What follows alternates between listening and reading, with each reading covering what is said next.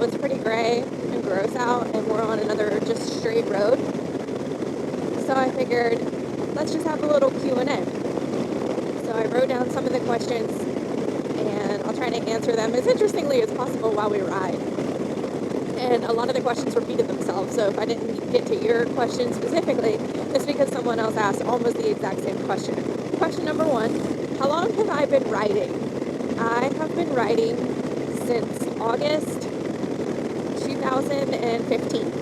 My sister-in-law asked me if I would take the MSF course with her so she could get her license, and I had absolutely no interest in riding, and I told her, I was like, nah, I'm just not into it. She's like, come on, it's only $50, and it's just something to do for the weekend. So I was like, okay, well, what do I have to do? She's like, well, all you gotta do is have your permit, your motorcycle permit. So I was like, all right, I'll try to get that. Went and took the permit test, and those tests are so tricky. I hate those stupid things, the way they word everything so similar. So I literally read the book, drove down to the B&B, took the test. I was 1 point away from failing that test. And so I'm sitting there, I've never been on a motorcycle in my life. I had no idea how they even work. So I was like, all right, if I fail this test and I don't get this permit, then that's my sign. I should not ride. Well, lo and behold, I passed. So then I went and took the class with her, got my license, and I've been riding ever since. She doesn't ride anymore. And this is something I 100% firmly believe. If you're trying to learn how to ride a motorcycle because somebody is pressuring you into it, I'm a different story, because she wasn't trying to make me ride a motorcycle. She just wanted someone to take the class with her. So I just accidentally fell in love with it. But if somebody is trying to peer pressure you into riding because they don't want you on the back of their bike anymore, dude, that. Don't do it. It's not for you unless you genuinely want to do this. So that's preachiness over right there. But I know so many women that get hurt, or they break up, or they feel miserable or belittled because they're just not, it's not what they want to do. Sure, it's cool, and you want to be able to tell people that you ride and you ride your own, but it's way too dangerous to do something that you don't even want to do in the first place. So anyway, I'm over with that. So yeah, it'll be 5 years this August. Not that long. Next question, what are the best accessories that I've purchased for my bike? This is a really hard one to answer because every single upgrade or every single gear purchase I do is my new favorite. So right now, my new favorite are these just cold weather gloves, dude. These are saving me right now.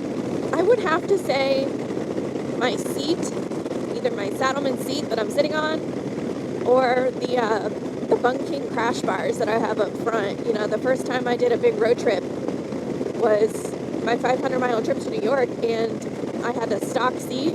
Like I said in my previous videos, I literally damaged my body. It hurt so bad.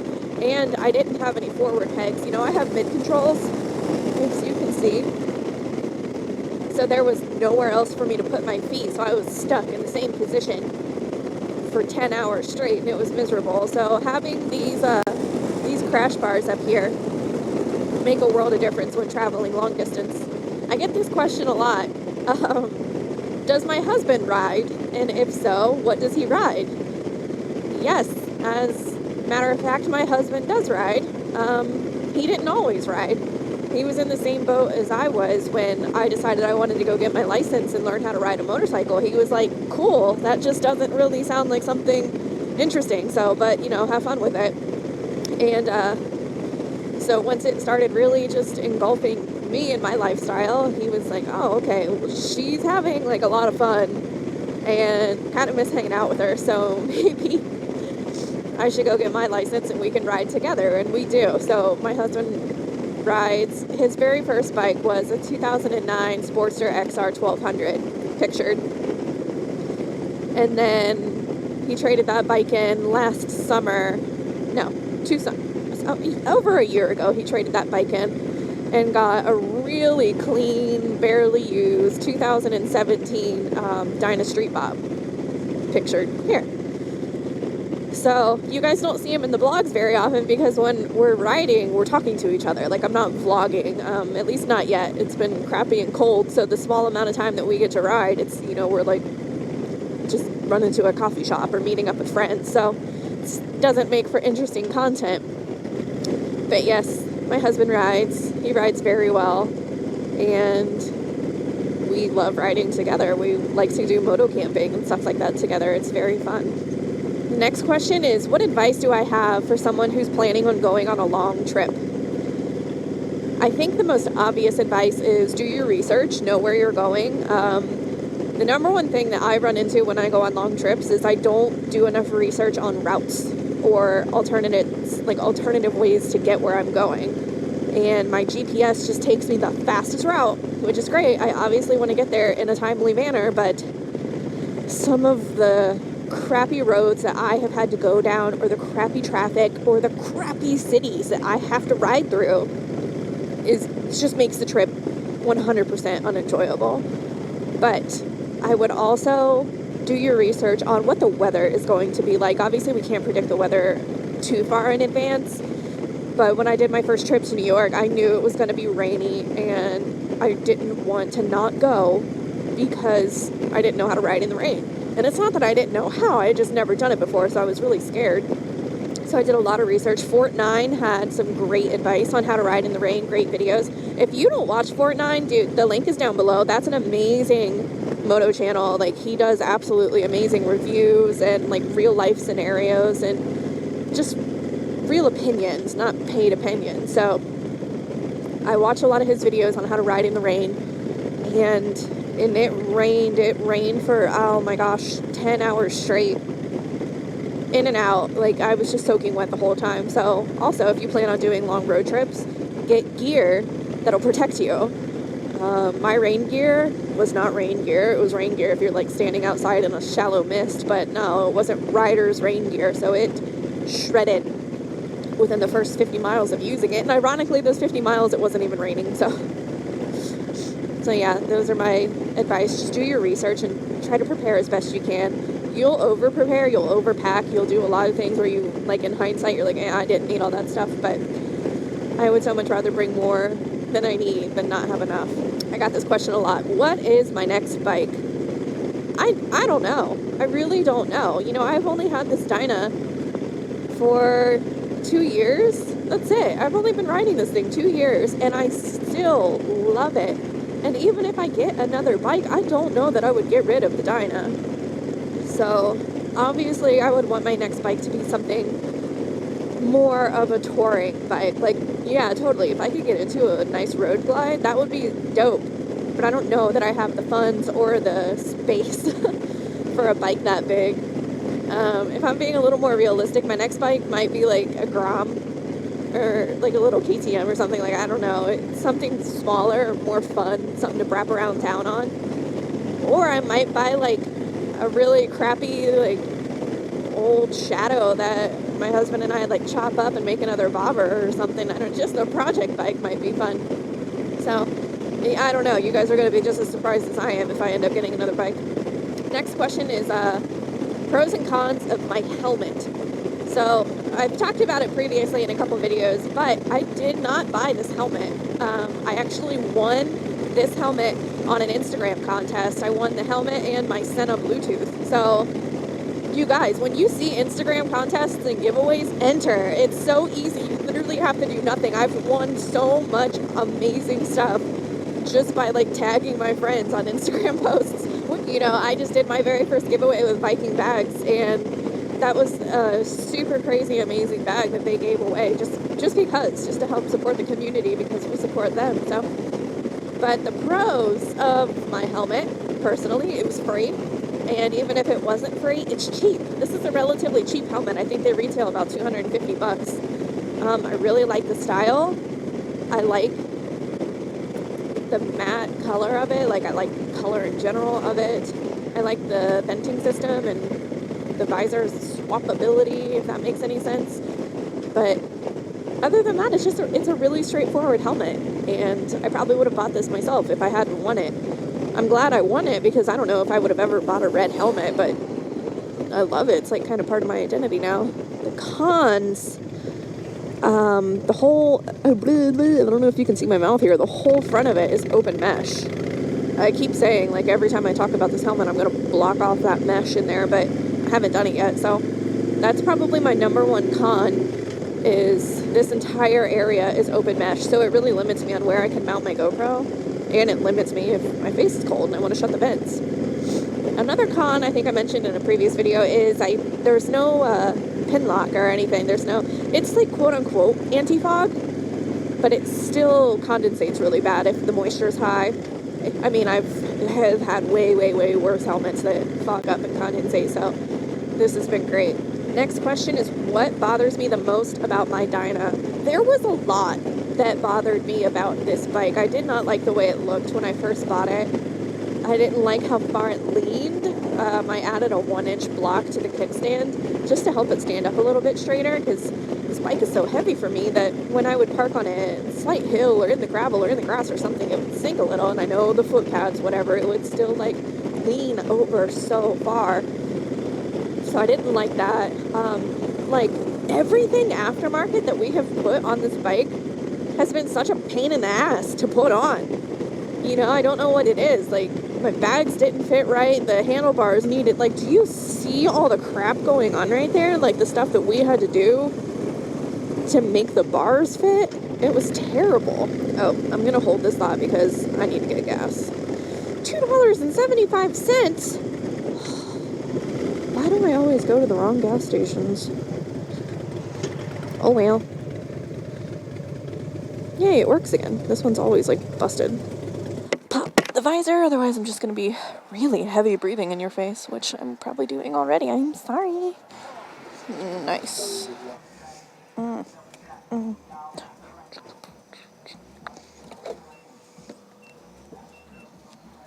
is bumping. How much did I pay? $10.21. Not the worst.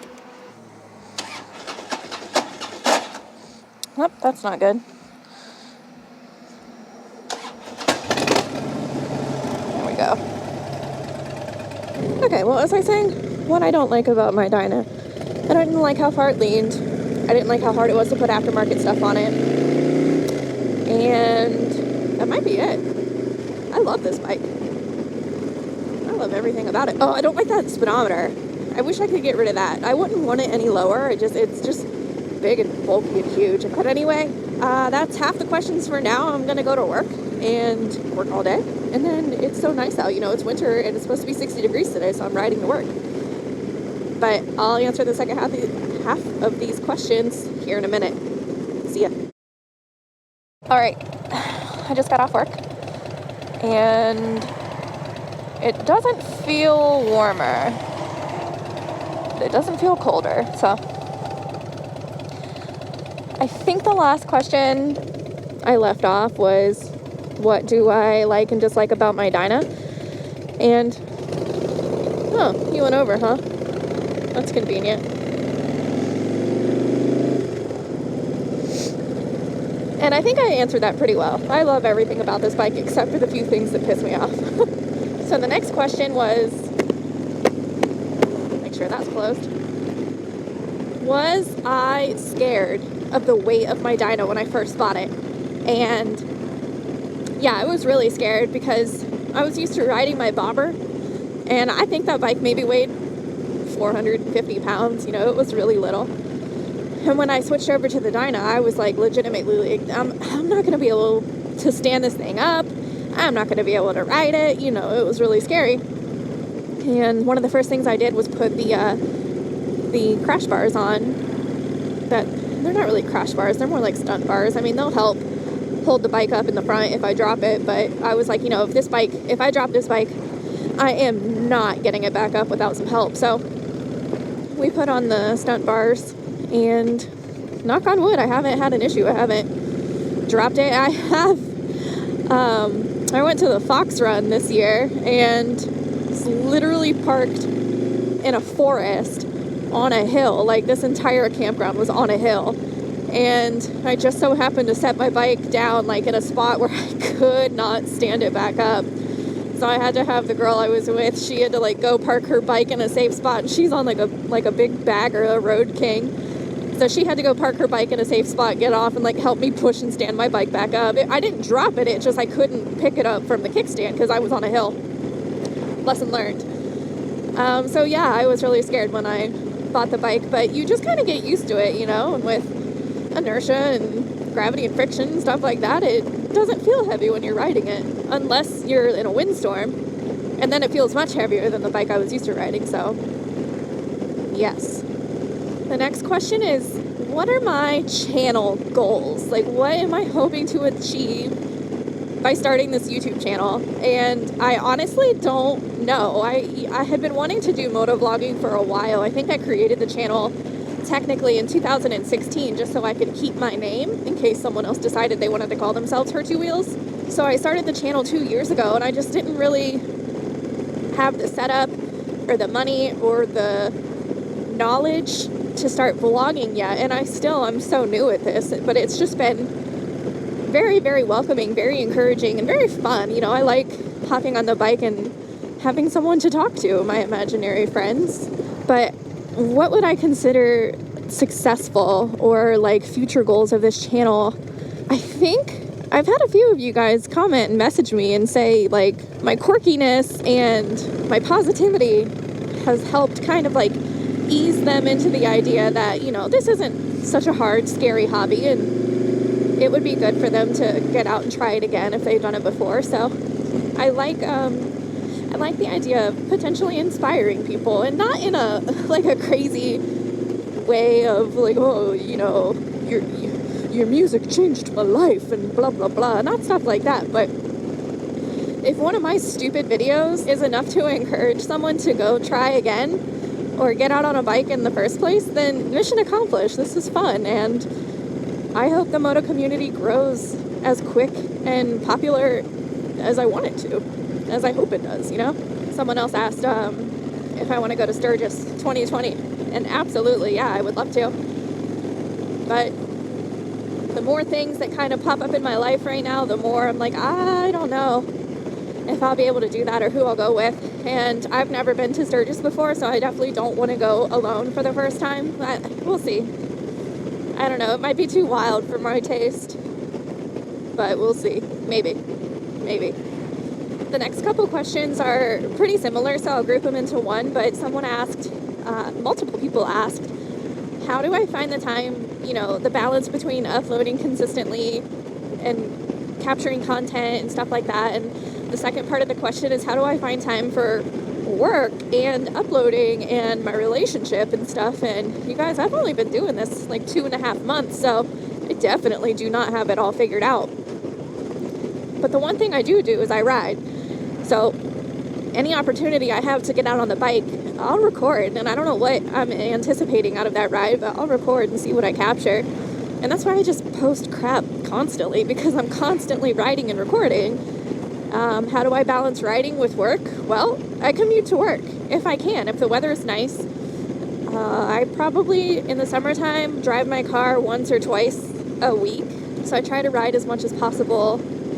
And my relationship is just great. It is what it is. I have my husband there for me all the time, and we've been together going on 14 years. So sometimes it does get, you know, monotonous for the both of us. It's like, okay, we went to work today, we go home, we cook dinner, and, you know, I'm sure like 100% of you guys in long-term relationships can agree with that, but we really look forward to the small trips and moto events that we get to do together. And I will say I'm a little more into like the moto events side of things than my husband is. He's more of like just hang out in the garage and work on the bike, versus I'm like, let's go to the flat track race or let's go to the bike show or something like that. I'm a little more social about it, which is probably why I'm on YouTube and he's not. So I try to keep it simple. Now the next question, I think like 50% of you ask me this next question, and it's, do I like the new 2020 Softails, more specifically the Lowrider S, and if I would buy one. And yeah, I absolutely love them. I think they're great looking bikes. I think Harley is trying their best to appeal to everyone. Oh my God, that's not a turn lane. You're crossing the double lines. Jeez. Good thing no one was coming the opposite direction. But will I buy a new Softail? Probably not. I honestly don't know if I would buy a new bike at all in general. The main draw for me is just having a longer lasting bike because it's new, single owner, and there's usually like financial discounts. And by discounts, I mean better APR.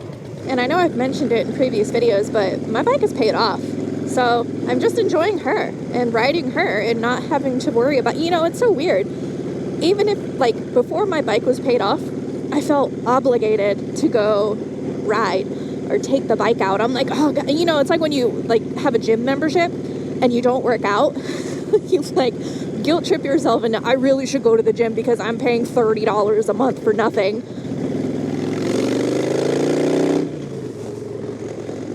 Old dude did not know what dementia he was in. But yeah, when I had the payment on this bike, I felt so pressured to like take it out and try to do fun things and just ride as much as possible.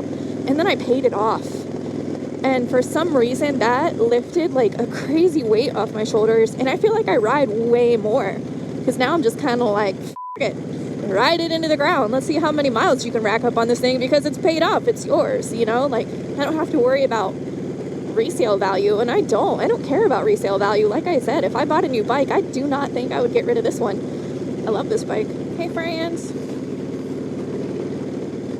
Oh yeah, I don't know if you noticed, I don't have my big winter gloves on. It's because it's 60 degrees out right now. And it feels so good. I'm not gonna lie, I got on the bike and I was like, my clutch control was all over the place because I'm used to having like snowman hands. My dexterity is through the roof. But yeah, thanks for asking me questions. It made it a lot easier to record a video because, I'm already running out of things to talk about. Shocker. I'm going to keep doing videos like this, especially more like the longer I'm on YouTube and the more we get to know each other. All right.